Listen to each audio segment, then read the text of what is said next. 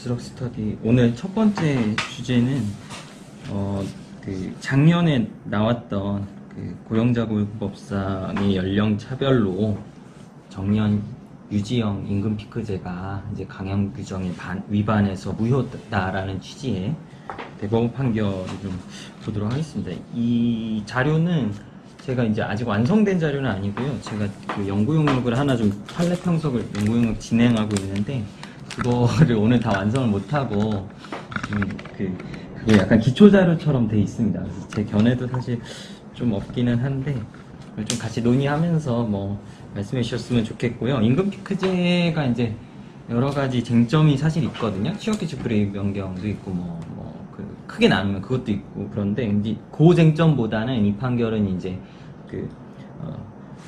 아까 말씀드린 고령자 고용법상의 연령 차별로 인해서 이제 무효냐 아니냐. 그래서 이제 지금 많은 판결들이 또 나오고 있고 이 판결로 인해서 또 정년 유지형, 정년 연장형과 정년 유지형 이렇게 크게 보면 임금 피크제 제도를 두 개 나눌 수 있는데 정년 유지형의 경우에 이제 무효다 이런 거고 이 사건은 또 정년 연장형도 적용될 수 있는 판례 기준을 대법원이 제시했다 이렇게 좀 평가가 되고 있습니다. 그래서 그런 쟁점을 위주로 좀 보도록 하겠습니다. 그래서 보통 임금 피크제 사건 저도 이제 진행하고 있는 거를 뒤에 한 네 개 사건, 5개 사건 그걸 넣어놓긴 했는데 쟁점을 근데 이 사건 그 사건들을 보면 다 이제 좀 집단 소송이거든요. 적어도 한 3-4분이 모여가지고 하시는데 요거는 보니까는 원고 한 분이시더라고요. 상고를 하신 게 한 분이신 건지 모르겠는데 일단 대법원 사건은 이제 그 피고는 이제 한국전자기술연구원이고요. 그래서 이제 여기는 임금 피크제를 성과 연급제라는 그런 이제 표현으로 이제 했습니다. 그래서 이제 거기서 이제 좀 감액이 됐기 때문에 그거에 대해서 이제 청구하는 사건이고요. 이 사건은 정년 61세로 이제 동일하게 유지했습니다. 그래서 정년 유지형이라고 이제 주로 부르겠습니다. 그래서 55세 이상의 근로자들의 임금을 감액하는 내용으로 그렇게 이제 했던 사건이고요.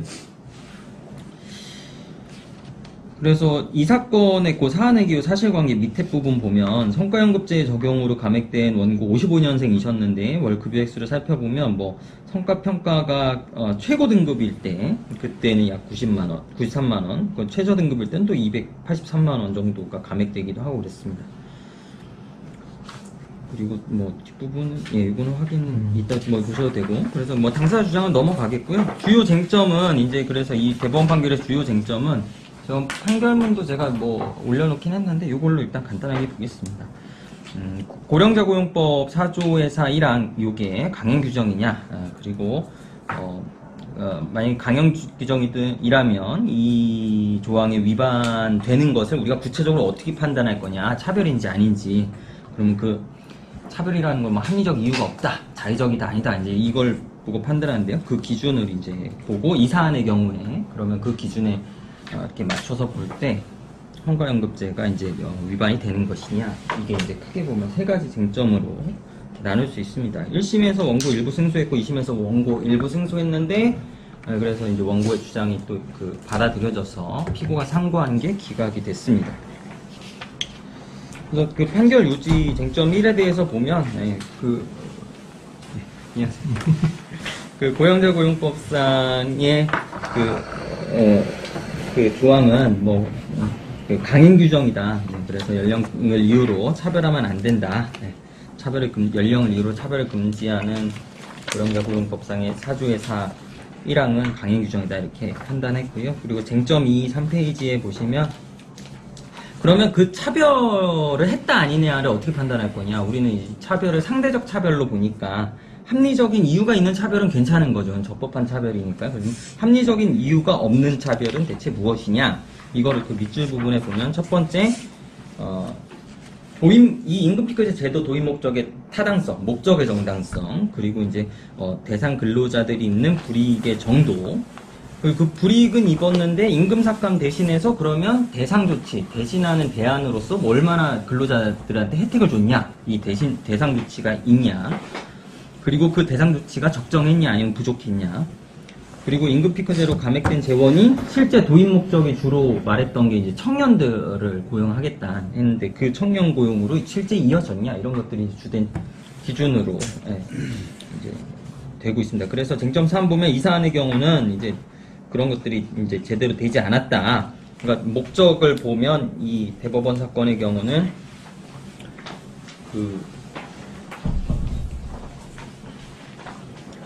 피고의 인건비 부담 완화 등 경영성과 제고를 목적으로 도입한 거니까 이거는 실제 임금피크제의 그를 정당할 그런 도입 목적으로 보기 어렵다고 이제 봤고요. 그리고 상당히 이제 원고가 임금이 일시에 상당히 대폭 하락하는 그런 불이익을 입었고, 그리고 뭐 업무를 줄여주지도 않았고요. 그러니까 대상 조치가 없었던 거죠. 뭐 원고한테 다른 교육을 해준다든가 뭐 이런 것도 없었고요.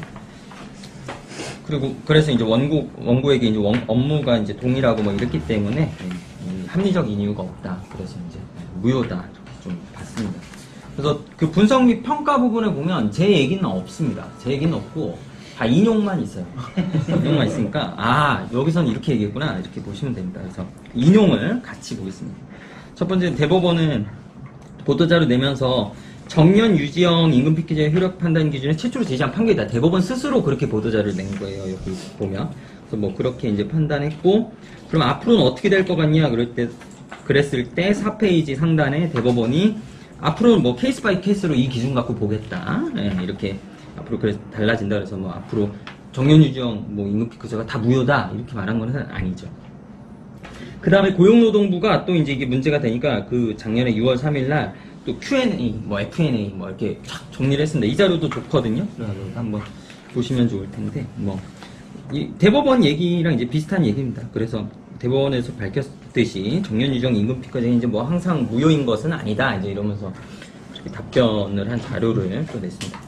기타 전문가견에 그랬는데요. 제가 뭐 일단 당장 지금 찾은 그리고 한 3분 정도 견해를 좀 소개하면, 이건 언론에 기고하신 거더라고요. 그래서 언론 기고문에 보면 이 변호사님은 향후 후속 판례에서 정년 유지형 임금피크제에 대해서는 상당한 수준의 보전 조치 등이 존재하지 않는 한 단서를 달았지만 무효라고 판시할 가능성이 높다고 사료된다 이렇게 하셨어요. 그래서 저는 좀 약간, 제가 물론 사건을 근로자 대리하고 있지만 이 말이 맞으면 좋겠죠. 저는 근로자 대리하고 있으니까. 근데 이렇게 무효라고 판시할 가능성이 높다고 이렇게 좀 볼 수 있을까? 그런 조금의 약간 이 정도로 쓰는 거, 변호사들이 이 정도로 기고하는 거는 좀 세 보이거든요. 이렇게 물론 앞에 이제 단서가 있긴 하지만, 그래서 이제 그런 부분이고, 그리고 여기 이제 그 노무사님은 제가 자료를 정리를 잘 해주셨습니다. 그래서 이 자료들 제가 좀 여러분들 참고되실 수 있는 거 넣었는데, 그 이론실무학회 원래노동 포럼에 있는 노무사님 자료니까 뭐 중요 부분만 제가 발췌했으니까 뭐 보시면 좋을 것 같아요. 그래서 5페이지에 보면 맨 위에 이 판례의 태도가 단정할 수 없다. 그래서 뭐 단정할 수 없다는 거는 맞는 것 같고요. 그래서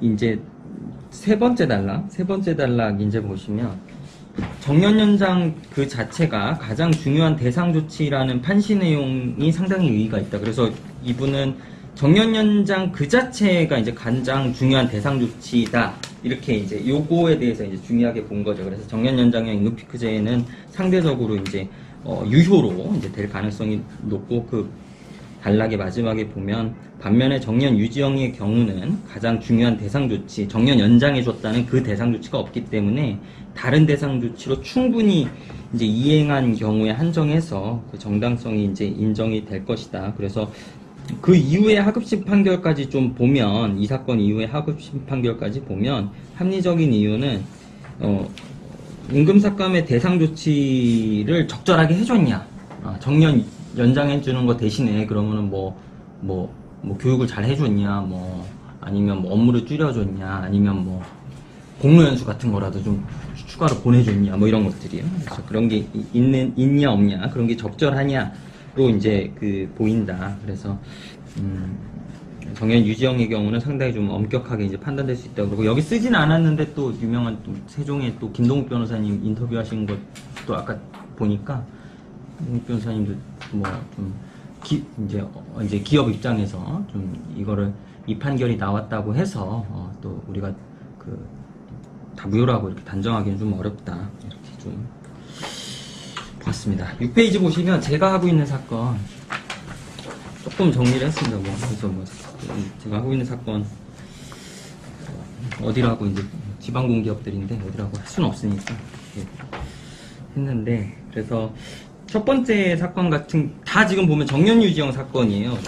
지금 세 군데를 회사를 상대로 하고 있습니다. 그래서 아직은 소송의 좀 초반이어서 뭐 이렇게밖에 좀 아직 공방이 많이 진행이 안 된 상황이어서 사실관계가 좀 드러나지가 않았어요. 뭐 저희 의뢰인이 말하는 것들도 어느 사실관계가 100% 인정되겠습니까? 그러니까 이제 상대방 주장도 더 들어보고 해야 되는데요. 첫 번째 사건은 대상 근로자에게 이제 60세까지 임금이 이제 동결이 됐던 사안입니다. 이거는 이제 임금 삭감 사안이 아니고 동결 사안이에요. 그래서 저희는 주장할 때 상승이 못 됐으니까 사실상 삭감이다, 이제 이런 논리로 이제 했습니다. 그리고 2016년부터 적용됐으니까 벌써 이제 또 상당 기간 적용이 됐고, 적절한 대상 조치, 정년 연장 없었고, 추가 교육 같은 거 이제 없었는데, 제가 캡처한 부분에 보면 이게 이제 임금 피크제 하기 전에 회사가 썼던 보고서를 저희가 확보했는데, 여기 보면 마지막 줄에 별도 정원의 직무 수요나 개발의 한계라든가 이렇게 우리가 뭘 해줄 건 없다, 이런 취지의 그런 좀 보고 내용이 있어서 저희 이런 걸 좀 주장을 했고요. 아직 상대방 답변은 좀 없습니다. 두 번째 사건 청소년 여기 같은 경우는 여기도 정연 유지영인데 2017년부터 해서 최대 28%까지 좀 삭감이 됐어요. 조금 이제 숫자가 좀 상당해 보인다고 좀 볼 수 있어서 그래서 그걸 좀 주목하고 있고, 적절한 대상 조치가 또 여기도 저희는 없었다. 그리고 청년 채용에 재원 활용도 불분명하다, 이렇게 저희는 주장을 했고, 근데 이제 피고 답변 내용을 보면 이제 그런 어떤 근로시간 단축을 우리가 좀 하고 있다. 2020년부터, 그러니까 2020년부터 중간에 한 거죠. 2017년부터 한 건 아니고. 이제 그래서 저희 원고 중에 한 두어 명은 이제 그것도 썼다, 이제 이런 답변을 하고도 업무 조정도 원고 몇 명을 우리가 다 해줬다, 이렇게 하는데, 그 업무도 실제 조정된 건지 아니면 그냥 연구 업무로 그냥 보직이 바뀐 건지, 그냥 돌아가는 보직이면 그걸 임금 피크제 때문에 조정해줬다고 볼 수 없지 않습니까? 그래서 그런 건 좀 아직 저희가 확인 중에 있고, 그리고 공로연수도 해줬다 이러는데, 공로연수도 원래 있었던 거라면 이게 임금 피크제 대상 조치로 된 게 아니지 않습니까? 그래서 저희가 그것도 좀 확인을 하고 그러고 있는 중이고요. 그리고 진흥원 사건 같은 경우도 정연 유지영이고, 여기서도 좀 비슷한데, 이 밑에 이제 보면은 이제 3년 전에 기준급여 20%까지 이제 삭감 조치가 좀 됐고, 그리고 이제 어떤 퇴직교육 실시라든가 이런 적절한 대상 조치도 이제 없었다. 청년은 한 명만 채용했다, 이렇게 저희 했고, 이제 피고는 이제 반박하기를 업무 부담을 우리가 줄여줬다. 그리고 어떤 150만원 상당의 자격증 취득 양성 과정을 해줬다. 근데 그것도 이제 원래 다 해주는 거였다면 퇴직자들한테, 그러면 또 대상 조치로 의미는 없겠죠. 그래서 이런 부분들 좀 확인을 하고 있습니다. 옆에는 제가 이거 글 쓰려고 넣은 건데, 제 예전에 필기하는, 이거는 헌법에서 이제 차별금지 원칙을 판단할 때 이제 우리 헌법에서는 자의심사 기준이 원칙이지만 예외적으로 관련 기본권에 중대한 제한이 있거나 이러면 이제 과잉금지 원칙이 적용되지 않습니까? 제대군인 가산점제 사건에서 이제 그랬었죠. 그래서 제 좀 약간 내용 예전에 공부했던 걸 넣는 거라 참고 안 하셔도 될 것 같고, 네, 안 보셔도 됩니다. 제가 나중에 형석이 완성되면 그 완성된 걸로 저희 자료집에 좀 올리고 좀 정리를 하겠습니다. 요거는 저희 원래 포럼에 이노무사님께서 너무 좋은 글을 올려주셔가지고 여기 판례들을 이렇게 쫙 정리를 했으니까 이게 되게 중요한 거예요. 엄청나죠. 그러니까 저희 스터디에서 이렇게 또 좋은 자료를 이 판결들이 이렇게 지금 되고 있다. 그래서 여기서 보면 정연 유지영 같은 경우는 7건 중에 지금 3건. 물론 요 판결로만 이제 8건 중에 4건이 되지 않나 싶은데, 그러면 이제 정연 유지영 같은 경우는 지금 50%의 확률인 거잖아요. 그냥 이 통계상으로만 본다면 단순하게. 그래서 정연 연장형은 지금 하나 빼고는 다 유효하다, 이렇게 지금 나오고 있고, 그래서 이런 네, 참고로 한번 보시고. 안 듣고 왔습니다. 네, 이상해요. 수고하셨습니다. 너무 긴가? 빨리 하려고.